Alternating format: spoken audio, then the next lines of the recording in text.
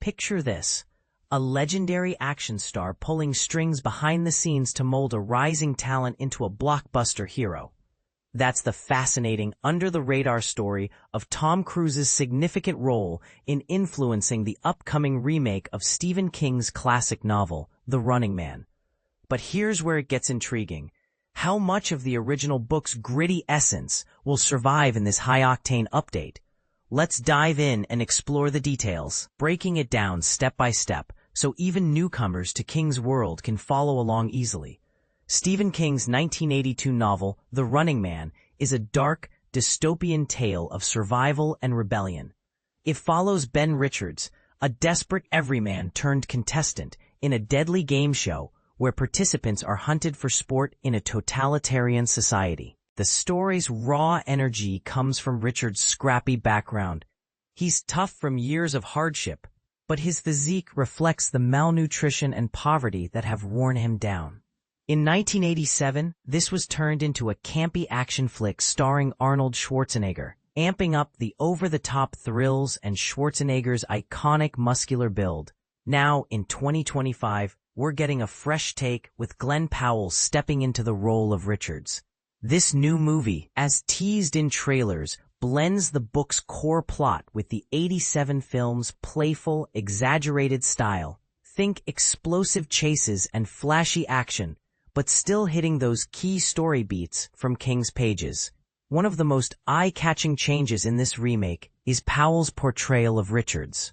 In the novel, Richards is athletic and resilient enough to thrive in the brutal game show, but his body tells a story of deprivation, lean and hardened by decades of struggle. Powell, however, seems to channel more of Schwarzenegger's larger-than-life vibe. As he shared in a GQ interview, he viewed Richards as a tank, a powerhouse built for battle.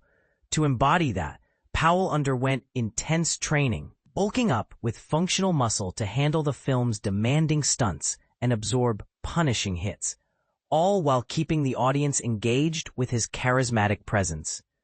Of course, movie adaptations don't have to stick rigidly to the source material, and a version with a ripped, dynamic lead isn't necessarily a flaw. It can add a layer of spectacle that draws in fans of modern action cinema. And this is the part most people miss. Powell didn't go it alone. Enter Tom Cruise, the action legend who stepped in as a mentor, helping Powell transform into that formidable weapon. In the same GQ chat, Powell credited Cruise with shifting his mindset from just an actor to a high-performance athlete. Cruise offered practical advice on training for the big stunts and building the physicality needed to survive on screen. As Powell put it, "I went from going, 'Oh, I'm an actor on a movie,' to 'I'm a high-performance athlete.' And I'm just very lucky that I have someone like Tom, who I could literally go, 'Hey, what do I do to survive something?'" This mentorship blossomed from their collaboration on Top Gun: Maverick.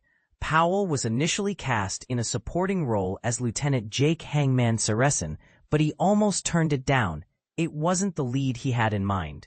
Cruise, ever the persuader, convinced him to take the part, sparking a strong bond. Since then, Cruise has been a guiding force, not just on physical prep, but on navigating the chaos of fame. Powell recalled Cruise's wisdom. He basically said, "Hey, it's gonna get really, really loud. It's your job to just turn the volume down. Just remember, you have your hand on that switch.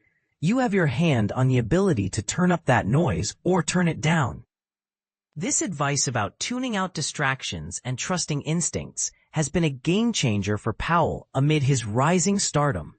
Cruise's role as a mentor makes perfect sense when you consider Powell's ambitions.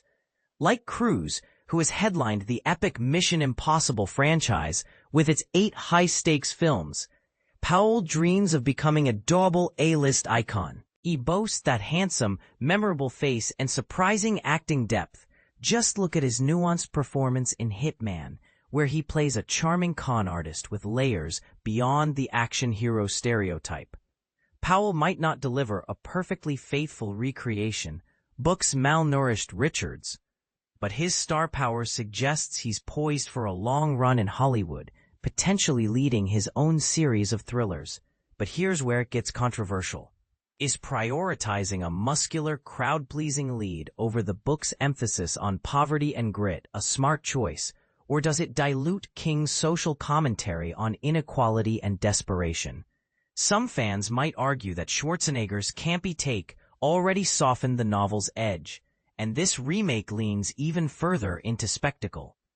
Others could see it as an evolution, making the story more accessible for today's audiences who crave visual flair. What do you think? Should adaptations stay true to the source, or is it okay to reinvent characters for modern appeal? Do you believe Powell's buffed-up Richards will resonate, or does it risk losing the novel's poignant message? Share your thoughts in the comments. I'd love to hear if you agree, disagree, or have a counterpoint to add to the debate. Mark your calendars.